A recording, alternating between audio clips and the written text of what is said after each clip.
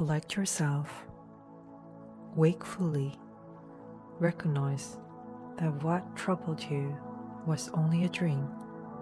Now that you're awake again, look upon the waking world with the same clear judgment you would give to a dream. I am made of two things, a body and a mind. To the body, all external events are alike, for it cannot judge them. To the mind, all things outside its own actions are equally indifferent. Only its present choices belong to it. The past is gone. The future has not yet arrived. Only what the mind chooses now truly concerns it. No labor is unnatural to the hand if it is the proper work of the hand. No labor is unnatural to the foot if it is a proper work of the foot. Likewise, no labor is contrary to human nature if it is work of human being was made to do. And what accords with our nature can never truly harm us.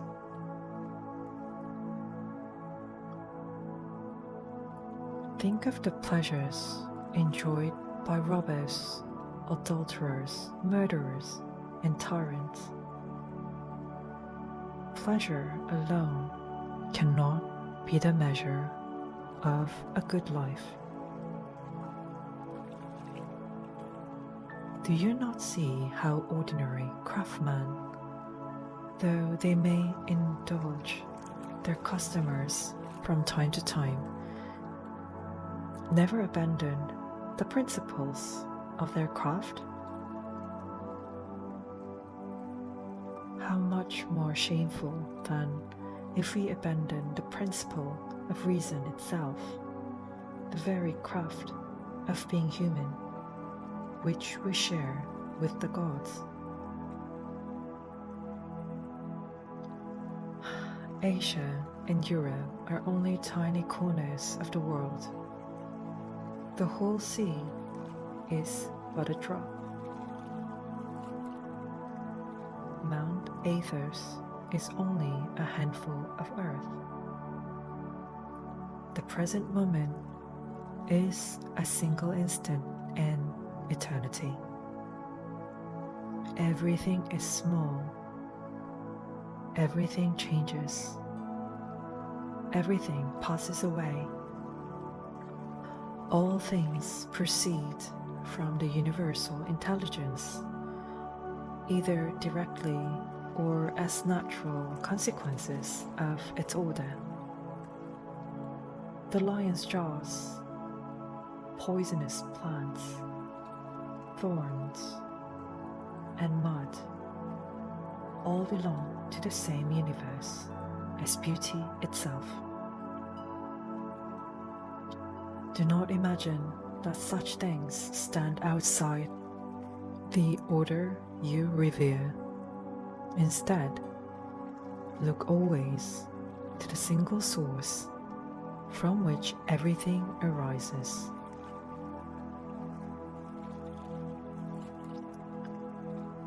Whoever truly understands the present understands everything.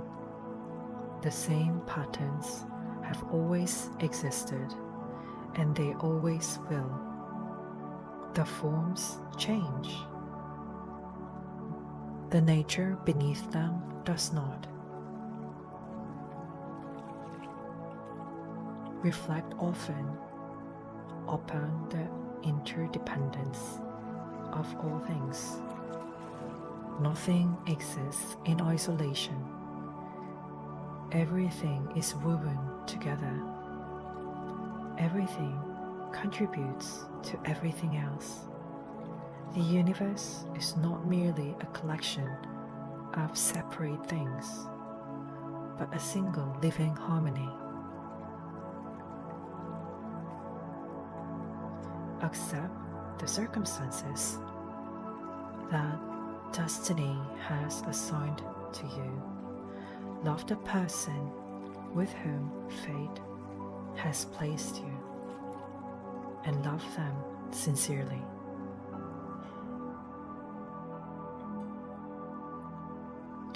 A tool is good when it serves the purpose for which it was made, even though its maker is absent. But living beings are different.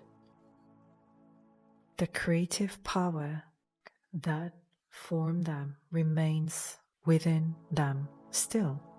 Therefore, honor that power above all else. Trust it. Live in accordance with it. If you do, whatever happens will always happen in harmony with reason. Whenever we decide that something outside our control is either good or bad, we make ourselves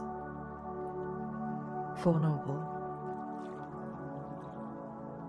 If what we fear comes to pass, or what we desire slips away, we blame the gods and resent those we believe responsible.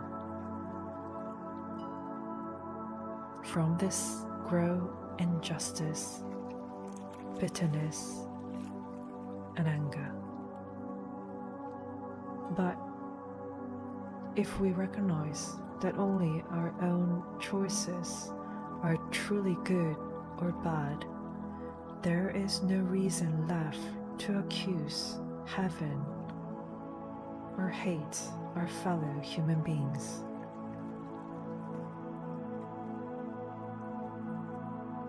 We are all contributing to the same great work.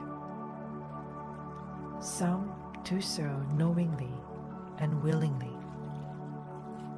Others play their part without understanding it. Heraclitus even said that people continue working while they sleep for each of us in our own way helps bring about the order of the universe.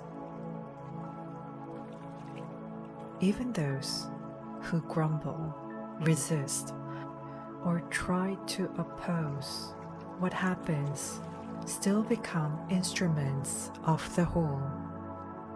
The universe has a use for them as well.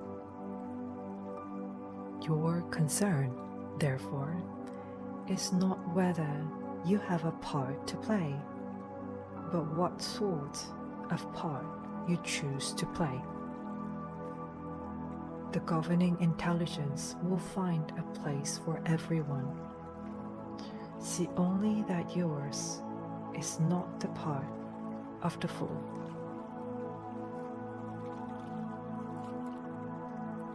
Does the sun try to do the work of the rain? Does the physician take the place of the harvest? Do the stars compete with one another? Each has its own task. Each fulfills it perfectly. Together, they sustain the whole.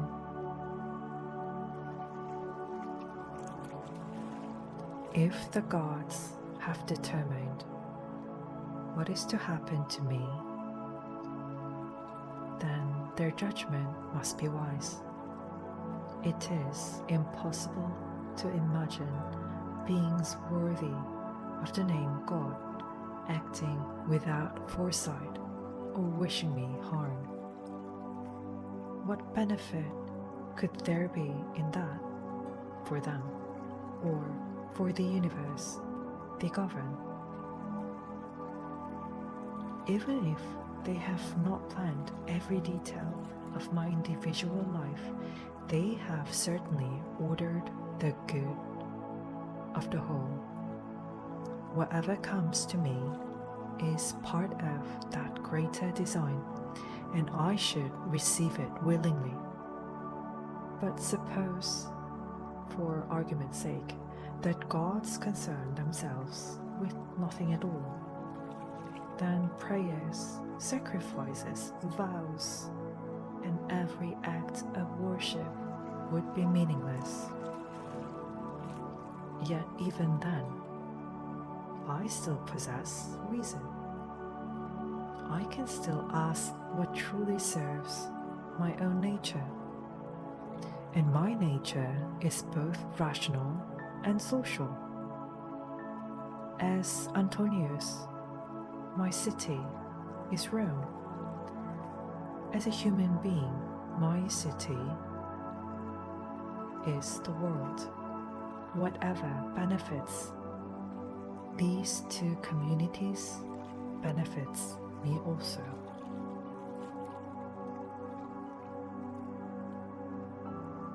Whatever benefits the whole also benefits each of its part.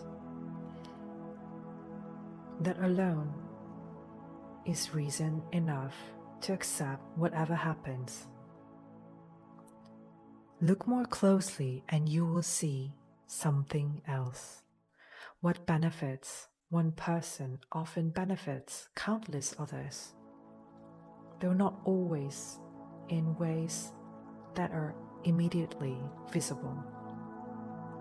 Here, benefit does not mean comfort or pleasure. It means whatever serves the greater order of things.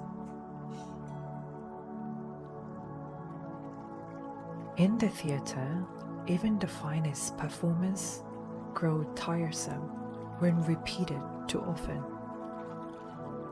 Life is no different.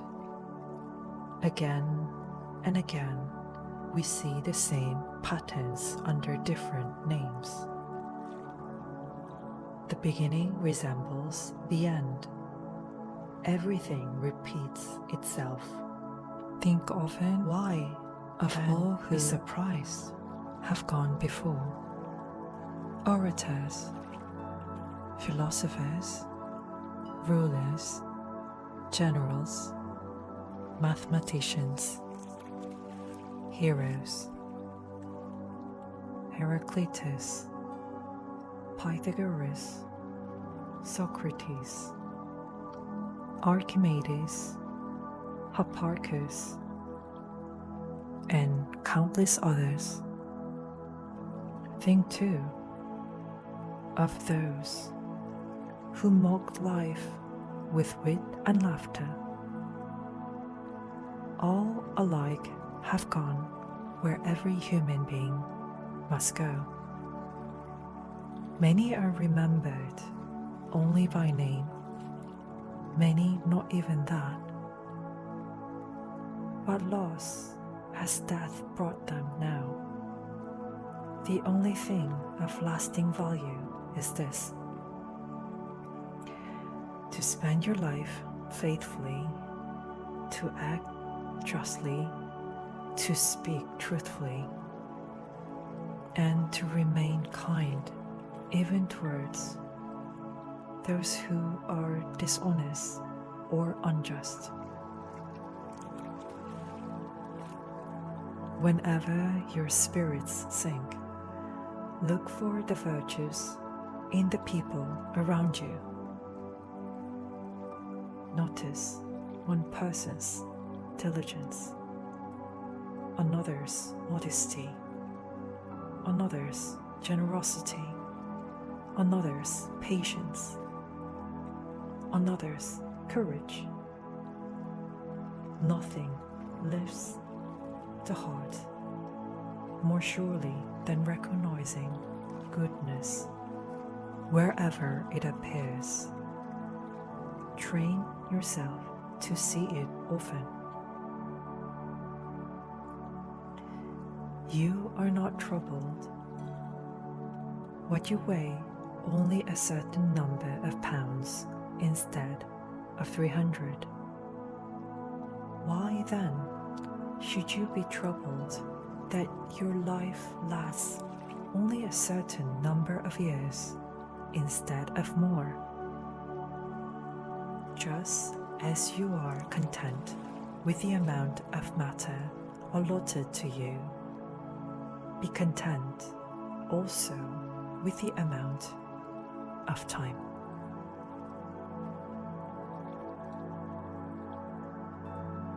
Try to persuade others gently whenever you can, but if they refuse to listen, continue to do what justice requires. If someone opposes you by force, let the obstacle become an opportunity to practice patience, self-restraint, or courage. Remember that your purpose was never to achieve the impossible. Your purpose was only to act well. And if you have done that, then you have succeeded, even if events have not unfolded as you hoped.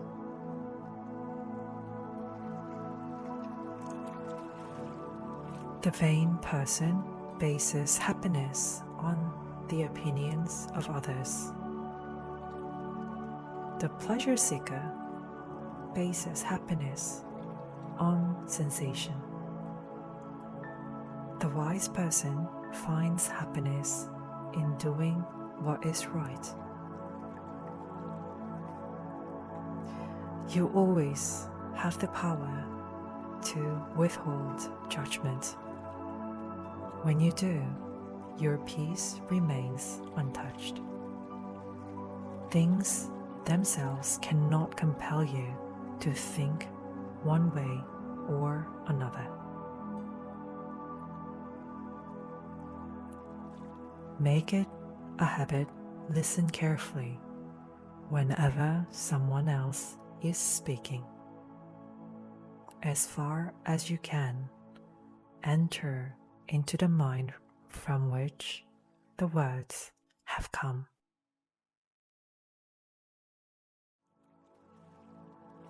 What benefits the hive benefits the bee.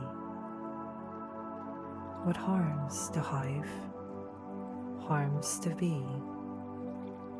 The good of each is found in the good of all.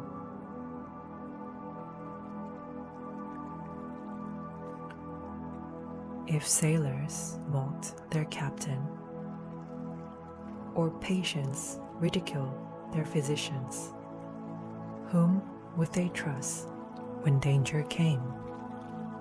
How could the captain bring the ship safely to harbor? How could the physician restore the sick?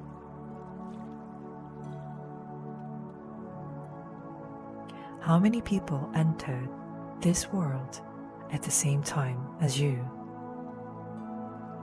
And how many have already left it?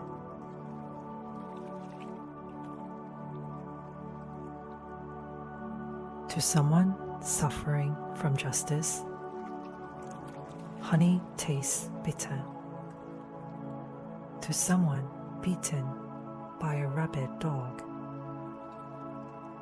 even water inspires fear. To a child, a ball is the greatest treasure in the world. Why then should I become angry when another person's judgment is distorted? A diseased mind is no less powerful than a diseased body.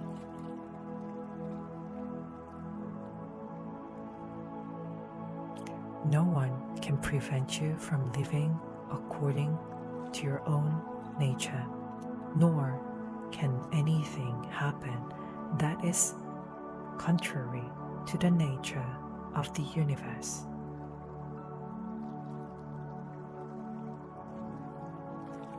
Consider what people are really like. Ask yourself whose approval you seek, what they hope to gain, the means by which they pursue it. Then remember how quickly time covers everything. Soon, eternity will conceal them, just as it will conceal us.